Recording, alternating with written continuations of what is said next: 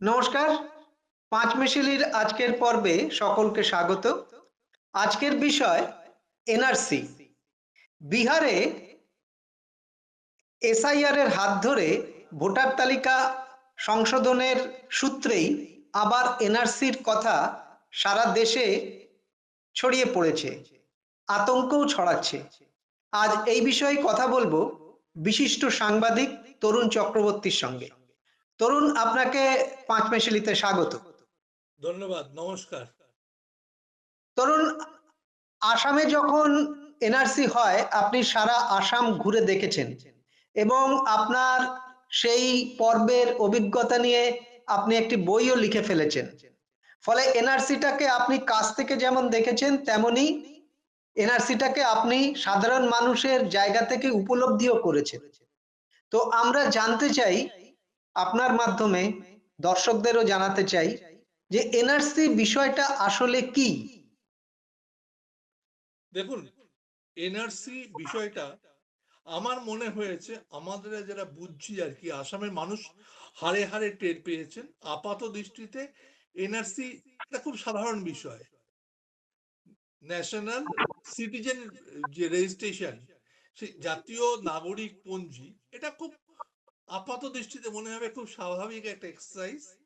কিন্তু এই এনআরসি বা ন্যাশনাল যে নাগরিকত্বর যে পঞ্জীকরণ, এটা প্রথম একটা হয়েছিল আসামে, হয়েছিল একমাত্র ভারতবর্ষের মধ্যে 1951 সালে, এবং পরবর্তীতে আমাদের এখানে 2019 সালে তার চূড়ান্ত তালিকা প্রকাশিত হলো। নাগরিকদের আবেদন করতে হয়েছিল নাগরিকত্ব প্রমাণের জন্য। তারপর সেটা ঝাড়াই বাছাইয়ের পর চূড়ান্ত তালিকা প্রকাশিত হয় 2019 সালের 31শে আগস্ট। 6 বছর প্রায় অতিক্রান্ত, কিন্তু এখনো সেই এনআরসির তালিকাটা ভারত সরকার বা আসাম সরকার গ্রহণ করেনি। অথচ সুপ্রিম কোর্টের তৎকালীন চিফ জাস্টিস রঞ্জন গগৈয়ের প্রত্যক্ষ নজরদারিতে এই এনআরসি তালিকাটা কয়েক হাজার কোটি টাকা খরচ করে তৈরি হয়েছিল। এই নিয়ে আমাদের বাংলায় একটু আধটু লেখালেখি হয়েছে, অনেক বিতর্ক হয়েছে। এনআরসি সেই এনআরসির ঢাল থেকে বাঁচতে ঢাল হিসেবে আনা হলো ক্যা বা সিএএ, সিটিজেনশিপ অ্যামেন্ডমেন্ট অ্যাক্ট, যেটা করা হলো এই এনআরসির হাত থেকে বাঁচতে। এই এনআরসি জিনিসটা কি এবং কেন, এটা খুব আগেই বলছি, শুনতে খুব সহজ কিন্তু আসলে খুব জটিল বিষয়। কারণ এনআরসি যে প্রক্রিয়াটা হয়েছিল আসামে, তাতে প্রথমে আসছে নাগরিক কারা। সেখানে বলা হয়েছে, ভারতবর্ষের এটাই এখনো অব্দি প্রচলিত রীতি, 1971 সালের 25শে মার্চ মিডনাইটের আগে যারা এসছে তারা ভারতীয়। কারণ কি, 1971-এ 25 মার্চ পাকিস্তান হানাদাররা বাংলাদেশে, তখনকার পূর্ব পাকিস্তানে অপারেশন সার্চ লাইট শুরু করেছিল। প্রচুর মানুষ মারা গিয়েছিল। তার আগে যারা এসছেন, ইন্দিরা গান্ধী এবং শেখ মুজিবুর রহমানের চুক্তি অনুযায়ী তারা সকলে ভারতীয়। এইটা ভারতবর্ষের পার্লামেন্টে এটা পাশ হয়েছে। আসামের যারা তৎকালীন ছাত্র নেতা ছিলেন তারাও এক সহমত পোষণ করেছেন যে 1971 সালের 25শে মার্চ ভিত্তি বছর। কিন্তু এটা নিয়ে বিতর্ক আছে। বিজেপির বা আরএসএস এর একটা বড় অংশ মানতে নারাজ। তাদের দাবি 51 সাল ভিত্তি বছর হবে।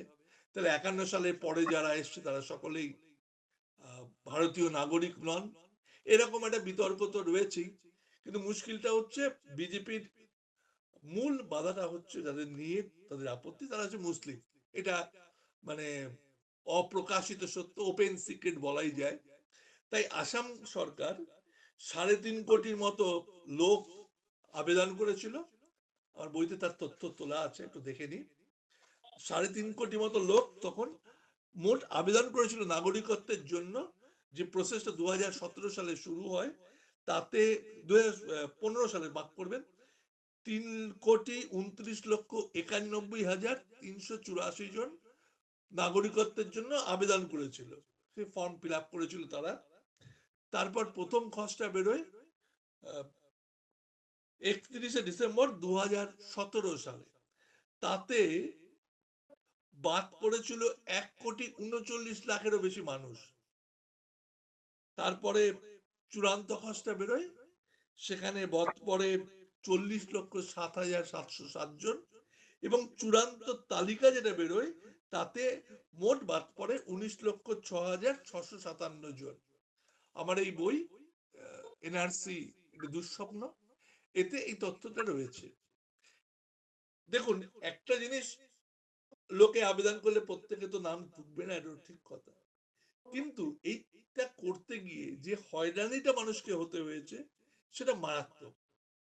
আমি পেশাগত কারণে আসামের প্রত্যন্ত এলাকা, বাঙালি অধ্যুষিত, অসমিয়া অধ্যুষিত, মুসলিম অধ্যুষিত সমস্ত এলাকা প্রচুর পরিমাণে ঘুরেছি। আমার অফিস সেই ট্যুর স্পন্সর করেছিল বলে আমি এনআরসিটা ব্যক্তিগতভাবে আমার একটা উৎসাহ ছিল এনআরসিটা কি জিনিসটা দেখার, এটা খায় না মাথায় দেয় বোঝা। কারণ আপাত দৃষ্টি তো ঠিক আছে, ভোটার তালিকায় যেমন আবেদন করতে হয় নাম তোলার জন্য, এনআরসিতেও নাম তোলার জন্য আবেদন করেছি, আধার করেছি আমরা, কিন্তু সমস্যাটা অন্য জায়গায়। সেটা আমি বোধহয় লোককে সে বোঝাতেও পারিনি। কারণ সমস্যার মূল জায়গা যেটা হচ্ছে, হিন্দু মহিলাদের বেশি সমস্যাটা পড়তে হয়েছে। কম্পিউটারাইজড সমস্ত বন্দোবস্ত, ওখানে বলা হয় একটা খুব ইয়ে, আসামে একটা খুব প্রচলিত শব্দ চালু ছিল তখন, বংশ বৃক্ষ। অর্থাৎ আমার বাবা, আমার ঠাকুরদা, তার বাবা, আমার স্ত্রীর বাবা, তার বাবা, তার বাবা, এরা কেউ ভারতের নাগরিক কিনা সেটা প্রমাণ দিতে হবে। ভালো কথা, শুধু প্রমাণ দিলে হবে না, সেই প্রমাণটা আবার ভেরিফাই হবে। মনে করুন আপনি জটাশঙ্কর লাহিড়ী, আপনি সোদপুরের বাসিন্দা, আপনার বাবা বা কেউ, আপনার ঠাকুরদা নর্থ বেঙ্গলে ছিলেন, তিনি এখানে আসবেন, বা তিনি উড়িষ্যায় ছিলেন, বা বিহারে ছিলেন, বা আসামে ছিলেন, তার সেখানে আপনার কাগজপত্র পরীক্ষার জন্য পাঠানো হবে। সেটা যেমন সময় সাপেক্ষ, তেমনি অনেক কঠিন একটা প্রক্রিয়া নেওয়া হয়েছিল। তাতে তো একটা সমস্যা হয়েছে প্রচুর পরিমাণে। আর একটা সমস্যা হয়েছে মহিলাদের ক্ষেত্রে। সমস্যাটা হচ্ছে আমাদের হিন্দু মহিলাদের বিয়ের পরে নামের পদবি বদলে যায়, কম্পিউটার সেটাকে অ্যাকসেপ্ট করে না অনেক সময়।